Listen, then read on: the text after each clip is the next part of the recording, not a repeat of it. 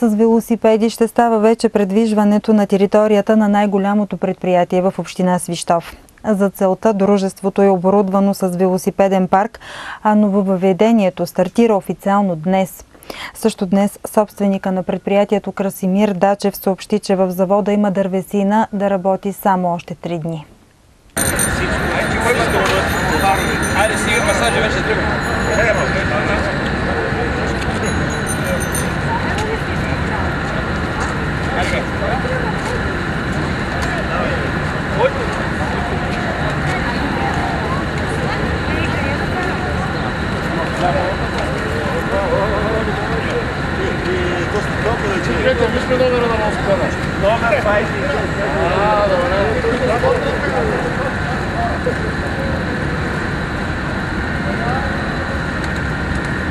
От днес най-голямото предприятие в община Свищов се отказа от автомобилите. Служителите на компанията вече ще се придвижват само с велосипеди на територията на завода, като за целта дружеството е оборудвано с велосипеден парк. На официалното стартиране на нововъведението присъстваха народният представител Аспарух Стаменов и кмета Станислав Благов, които днес заедно с служителите, изпълнителният директор на дружеството Михаил Колчев и водени от собственика Красимир Дачев направиха една екологична обиколка на завода на колела. За нас е от изключителна важност дейността ни да бъде в хармония с природата и за това ще продължим да следваме екологичната политика на дружеството и да създаваме нови зелени практики, каза Красимир Дачев. Той обаче сподели, че до броени дни производството в завода ще спре заради липса на дървесина. Да идва Дянков да му дам ключовете да управлява той. Да стана голям началник от Европейската банка. Като виден менеджер, да дойде да управлява той. Аз не мога да се справя. Но той се справи. Така че това е работата. Ние го правим това с цел намаляване на икономии на горива, а също има и рефлекс в екологията. Много амбициозна програма имам. Почти сме намерили финансиране за утилизация на цялата биомаса, за един нов котел.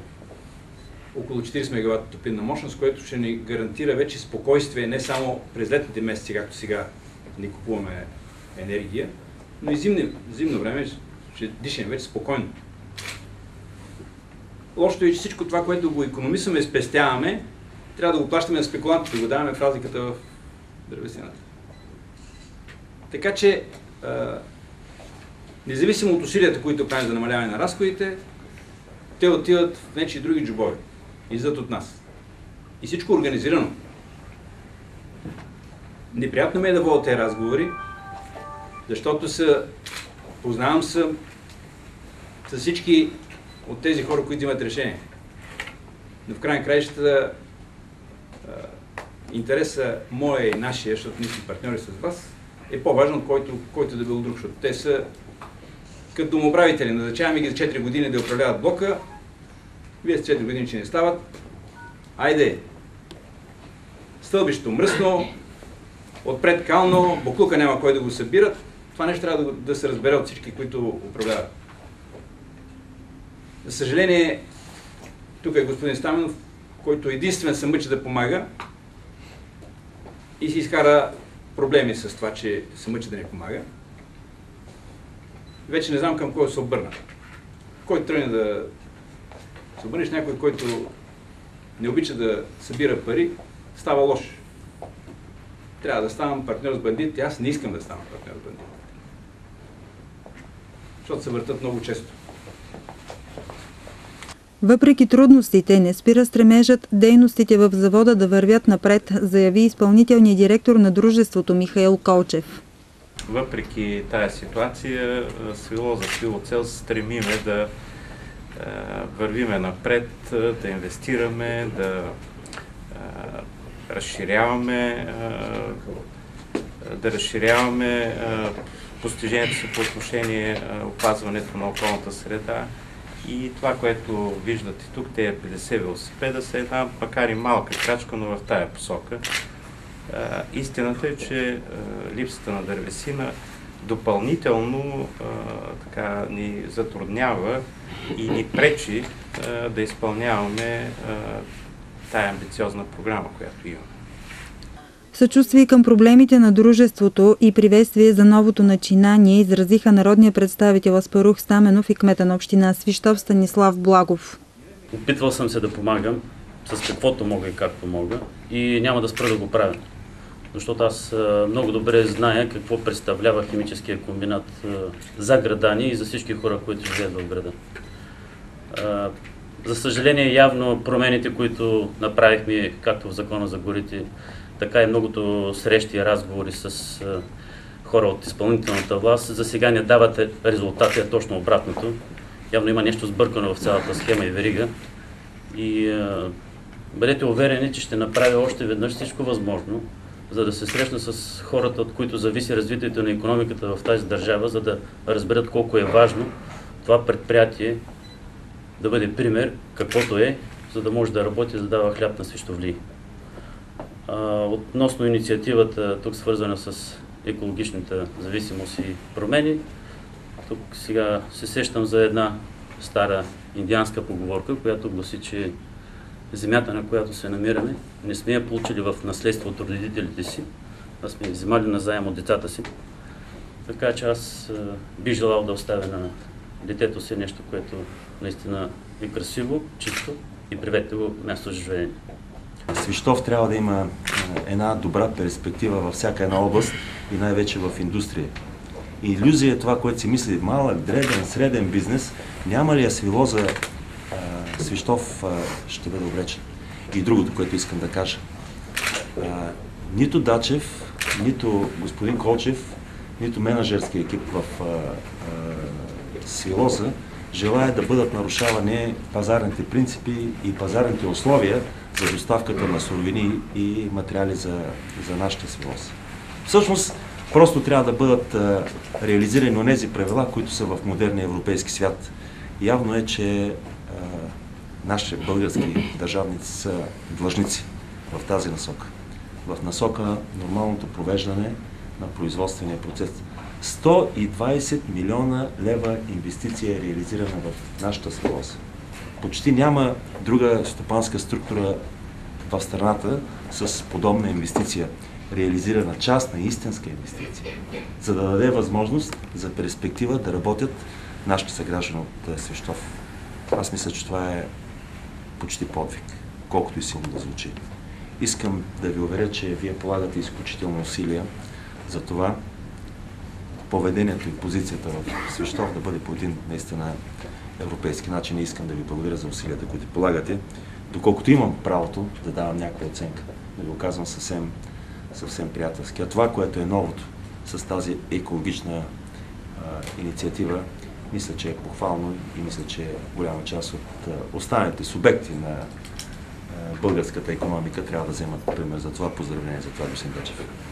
Към настоящият момент единствената алтернатива да работи завода е внос на дървесина от Румъния, което не е изгодно за дружеството, но няма да спре производството, каза днес Красимир Дачев.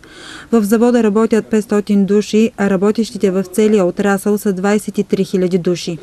Казахте, че за 3 дни имат суровина. След 3 дни ще спре ли работата в Свилоза? И задължително. И не може да работим с въздух. Даже бил и чист той. Трябва да спрем. И ние имаме тези 3 дена запаси в момента, защото една седмица не работихме. С въвеждането на тези велосипеди, какви ще бъдат икономиите за предприятието? Икономиите първо като пари, като нафти, бензини. Едно към 35 тона емисии ще спестим също от бръмченето на колите. И най-вече да възпитаваме друга култура в хората, да почнат да обръщат внимание на тези неща, които целият свят обръща, само ние не обръщаме. Какво ще се случи след 3 дни тук в Свилоза? Ще спрем и за една седмица, като спрем, с 2,5 милиона загубите. Така че спираме за какъв срок. Ще ми докога ще може да се снабдим с дървесина, защото тръгваме да търсим в Румъния, вече спираме да търсим България. Очевидно не можем да се преборим с мафията българската. Нямам и намерение да се боря. Аз, ако исках да се боря, щях да се сдружа с бандитите. А не искам да бандити за съдружници неща. А в Румъния какви са изгледите за там? Румъния добива 12 милиона тона, нас не трябва половин милион от тях. Проблемът е, че Румъния добива много по-на запад, но там ще почне да докарваме с кораби. Това, което ме критикуваше Бойко Борисов, като беше тук преди 2 години, как може ти да купуваш кораби, да внасяш буклук от чужбина, ти ползваш само буклук. Нашите гори са задръстени от буклук, ти ще внасяш от чужбина. Викам, такава е ситуацията и не може да се оправиш ти. Той тогава полудя и помните какви изказвания прави, нали? Вие бяхте свидетели. Сигурно има запис, мога да го пуснете. Как беше се ядосал. И функцията от това нещо, от това ядосване, че не куцаме сега, сме спрели въобще. Ще е изгодно ли за предприятието да внасяте от Румъния? Ще е по-неизгодно, но поне ще работим. Иначе трябва да освободят всички тези хора, да ги освобода. Имам да връщам пари на Европейска банка, имам пари да връщам на други банки, имам инвестиционни програма, тая година имам 50 милиона инвестиционна програма, осигурили сме заем. Всичко отива на кино. Към настоящият момент колко души работят в Свилоза? 500. Но Свилоза е, като фокус, Свилоза концентрира около себе си. Много сериозна група обслужваща. Виждате, сега се строи разширение на склад. Има автотранспорт. Има комплекси, които обслужват. Всеки ден влиза 100 тира със суровина. Някой трябва да добие тая дървесина. В целия отрасъл 23 000 души работят. Не страда само Свилоза. Това писмо, което сме написали до министър-председателя, е подписано от всички, от целия отрасъл. Всички работят на мален капацитет и са така, преди спиране.